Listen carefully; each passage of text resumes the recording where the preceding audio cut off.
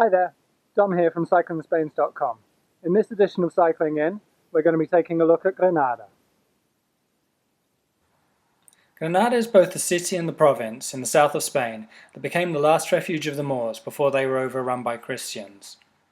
This means you can still find the incredible evidence of their presence throughout the city and the region. While this makes it a fascinating place to visit, more relevant for the cyclist is that it is also home to the Sierra Nevada, the highest of the many mountain ranges in Spain. The highest peak in the range is almost 3,500 meters high, and these peaks make it a regular destination for pro teams on high altitude training. The highest summit is not accessible, but the close second best, Pico Veleta, has the luxury of the highest paved road in Europe leading almost all the way to the summit, just short of 3,400 meters.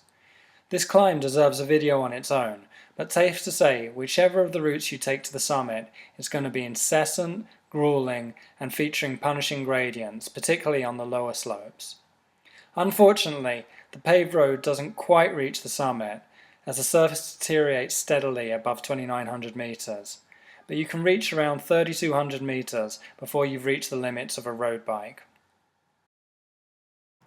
Moving away from the Sierra Nevada for a moment, there are a host of great options in the greater area. Around the city of Granada, you have a number of other climbs through varied terrain, from dry and craggy to lush forests.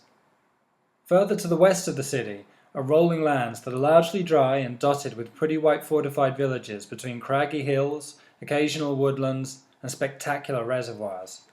The northern part of this area is wall-to-wall olive groves, while to the south it's agricultural, with yet another mountain range protecting the coast. This is popular cycling territory with quiet roads, beautiful views, and plenty of white village cafes to discover.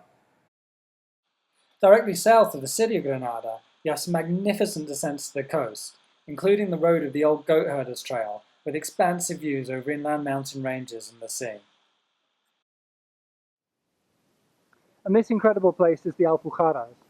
These southern terrace slopes of the Sierra Nevada are fed all year round by the meltwater from the snow, which means that they're lush, and they feature these incredible white villages perched on the slope side.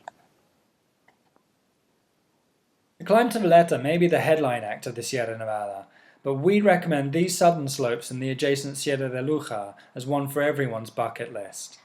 The whole Alpujarra has for much of history been isolated, and it retains a rustic, slightly downtrodden feel, but that only adds to its charm, and as long as you're not looking for flat roads, its unique environment and geography make it a must-ride. No fewer than 6 all category climbs are registered on Strava in this small area, and 2 more of first category. The roads on the lush southern slopes of the Sierra Nevada rise to around 1,500 meters past beautiful white villages, while those on the slopes of the Sierra de Luja opposite are much drier, populated by olive and almond trees. The ridge crests at around 1,300 meters, with views over the sea towards Africa and more incredible climbs leading up from the coast. And talk about panoramic views. From the pinnacle of this peak, you can look over here to see the Mediterranean. Or to your right, you swivel around and you've got a rather stormy looking Sierra Nevada waiting for you. And with that slightly angry looking Mosen behind us, we'll take our leave. Thanks very much for watching. Check out the website, or if you want any more information, please get in touch on the email address. Look forward to seeing you next time. Till then, keep riding.